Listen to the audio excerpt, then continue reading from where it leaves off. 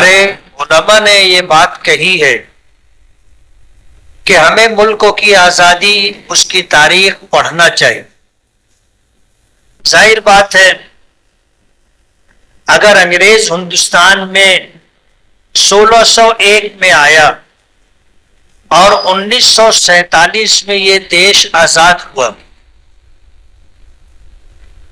تو 347 سال کی تاریخ آپ کو گھنٹے 2 گھنٹے کے پروگرام میں کیسے سمجھائی اور بتائی جا سکتی؟ ایک لمبی تاریخ ہے، قربانیوں کا ایک لمبا سلسلہ ہے۔ ہم ہر 15 اگست کو پروگرام یاد محبان وطن کے نام سے کرتے ہیں اور ملکوں کی آزادی سے واقف جانکار ایسے افراد کو ہم اس پروگرام میں بلا کر کے اس ملکوں کی آزادی کی تاریخ کو سمیٹ کر آپ حضرات کے سامنے رکھنے کی کوشش کرتے ہیں۔ لیکن گھنٹے 2 گھنٹے کے پروگرام سے ملکوں کی آزادی کو اور آزادی کے لیے قربانی دینے والوں کو سمجھا نہیں جا سکتا۔ ملکوں کی تاریخ کو پڑھیے،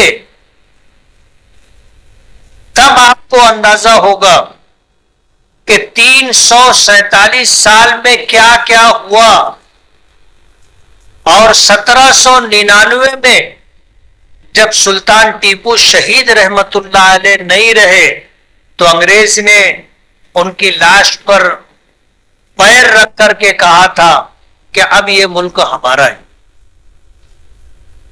1866 میں دارالعلوم دیوبند کی بنیاد رکھی گئی، کوششیں کی جاتی رہی، مشورے ہوتے رہے، پلاننگ طے کی گئی اور یہ سلسلہ چلتا رہا۔ ایک لمبی تاریخ ہے۔ ملک آزاد ہو گیا۔ 1919 میں جمعیت علماء ہند کا قیام عمل میں آیا تھا اور اس وقت کانگریس پارٹی کی حمایت شرط پر کی گئی تھی کہ جب ملک آزاد ہوگا تو اس ملک کا آئین اور دستور جو بنے گا وہ سیکولر ہوگا۔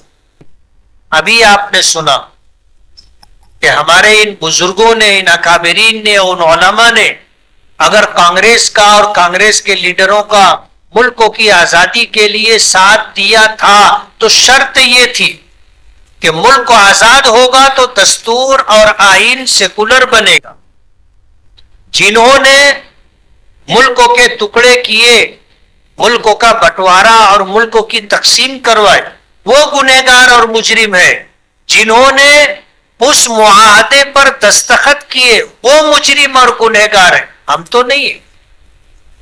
اور اللہ کا بہت بڑا کرم ہے کہ ہندوستان کا دستور جمہوریت پر مشتمل ہے، سیکولرزم پر مشتمل ہے۔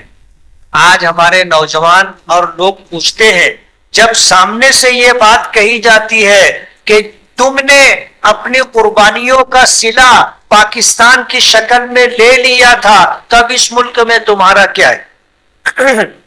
اور یہ بات سمجھانے کی کوشش کی جاتی ہے کہ مذہب کے نام پر مسلمانوں کو پاکستان دے دیا گیا، اب یہ ملک ہندوستان ہمارا ہے اور یہاں پر ہندوازم رہے گا۔ اور ہم لوگ سنتے ہیں تو ماننے پر مجبور ہو جاتے ہیں کہ ہاں، جب مذہب کے نام پر ایک علاقہ پاکستان کے نام سے لے لیا گیا تو اب رہی صحیح جو سرزمین ہے ہندوستان کے نام سے، یہاں پر ہندوازم ہونا چاہیے۔ لیکن جن لوگوں نے ملکوں کی آزادی کے لیے اخیر وقت میں یعنی 347 سال میں آپ دیکھو گے 150 سال تک آزادی کے لیے قربانی دینے والے اخیر کے جو لوگ تھے، ان میں آخری موقع پر برادران وطن کو شامل کیا گیا اور یہ سمجھ لیا گیا کہ جب تک ہندوستان کی تمام قومیں مل کر کے دیش کی آزادی کی لڑائی نہیں لڑیں گی، دیش آزاد نہیں ہوگا۔ آپ تاریخ پڑھیں گے تو آپ کو معلوم ہوگا کہ مہاتما گاندھی کو کہاں سے لایا گیا تھا اور مہاتما کا خطاب کن لوگوں نے ان کو دیا؟ ہم لوگوں نے دیا. اور اس ملک میں گاندھی جی کو جب ہندوستان کے صوبوں میں اور ہندوستان کے ضلعوں میں گھمایا گیا، اس وقت سارا خرچہ کن لوگوں نے کیا؟ مولانا محمد علی جوہر نے بمبئی کی اپنی کوٹھی بیچی تھی اور وہ سارا پیسہ ملک کی آزادی کے لیے پروگرام پر خرچ کیا. اگر اس ہندوستان میں ہم ہیں تو ہم اپنی مرضی سے، ہمارے اکابرین اور بزرگوں نے پاکستان جانا گوارا نہیں کیا، پسند نہیں کیا. جن کو جانا تھا وہ چلے گئے. ہمارے پاس آپشن تھا، ہم ہندوستان چھوڑ کر پاکستان جا سکتے تھے، لیکن ہم نے ہندوستان میں رہنا پسند کیا. اور جمعیت علماء کے اکابرین اور بزرگوں نے ہندوستان کا سنویدھان دستور سیکولرزم بنایا.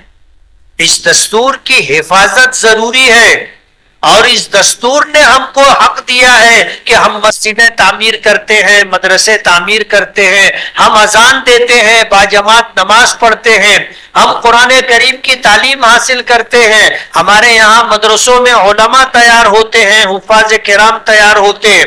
اگر ملک کا آئین اور دستور ہم کو اگر اس کا حق نہیں دیا ہوتا تو آج کے موجودہ ہندوستان میں مسجدیں، مدرسے، مکاتب، یہ ساری چیزیں نہیں ہوتی. جمعیت علماء کا ہندوستان میں مسلمانوں پر بہت بڑا احسان. آج ہم اپنے اسلامی تشخص، پہچان اور شناخت کے ساتھ ہندوستان میں کسی جماعت کا 100 سال سے زیادہ عرصے تک باقی رہنا، یہ اس کی نافعیت کی دلیل ہے. قرآن کریم میں اللہ پاک کا ارشاد ہے فَأَمَّا الزَّبَدُ فَيَذْهَبُ جُفَاءً وَأَمَّا مَا يَنْفَعُ النَّاسَ فَيَمْكُثُ فِي الْأَرْضِ، کہ سمندر کے پانی پر جو جھاگ آتی ہے اس کا نصیب اور مقدر ہی مٹ جانا ہے. وہ انسانیت کے لیے نفع بخش نہیں ہے، لیکن جو چیز انسانیت کے لیے نفع بخش ہوتی ہے اللہ اسے باقی رکھتا ہے. 100 سال کے عرصے میں کتنی جماعتیں بنی اور ختم ہو گئی، آج ان کا نام کوئی نہیں جانتا. لیکن 1919 میں ہمارے بزرگوں نے جمعیت علماء قائم کی تھی. آج 2025 ہے، 100 سال سے زیادہ عرصہ گزر گیا، جمعیت علماء باقی ہے. اور الحمدللہ پورے ملک میں مظلوموں کی آواز بن کر کے ہندوستان میں بسنے والی اقلیتوں کے حقوق اور ان کے تحفظ کے لیے جدوجہد اور کوشش کر رہی. ان جیسے یاد محبان وطن پروگرام کی غرض و غایت میں آپ نے یہ بات سنی کہ اس ملک کی آزادی کے لیے جتنا خون ہمارے اکابرین اور بزرگوں نے بہایا ہے، دوسری قوموں نے اتنا پسینہ بھی نہیں بہایا. لیکن آج حالات بدل رہے اور ہماری تاریخ سے ہمارے نام و نشان کو مٹانے کی کوشش کی جا رہی ہے. یہی وجہ ہے کہ ہمیں ہر 15 اگست کو آپ کو جوڑ کر کے ملک کی آزادی کے لیے مسلمانوں کی، خاص طور پر علماء کرام، اولیاء کرام، بزرگان دین کی قربانیوں کو بتایا جاتا ہے. لیکن تھوڑے سے وقت میں اتنی لمبی داستان کو نہ سنایا جا سکتا ہے، نہ سنا اور سمجھا جا سکتا ہے. تاریخ پڑھیے، اور ہم میں کا ہر شخص ملک کی آزادی کے لیے ہمارے اکابرین بزرگوں نے اس وقت کے مسلمانوں نے جو قربانی دی ہے اس کو سمجھ کر کے لوگوں کو بتانا ہماری ذمہ داری ہے. آپ جب تاریخ پڑھو گے تو آپ کو پتا چلے گا کہ ہمارا اس ملک پر حق ہے. سبھی کا خون ہے شامل یہاں کی مٹی میں، کسی کے باپ کا ہندوستان تھوڑی ہے. یہ سوچ اور یہ جذبہ آپ کے دل میں کب آئے گا؟ جب آپ آزادی کی تاریخ پڑھیں. ہم مہمان محترم کے بہت شکر گزار. سفر کر کے تشریف لائے اور یاد محبان وطن اس پروگرام کو رونق بخشی.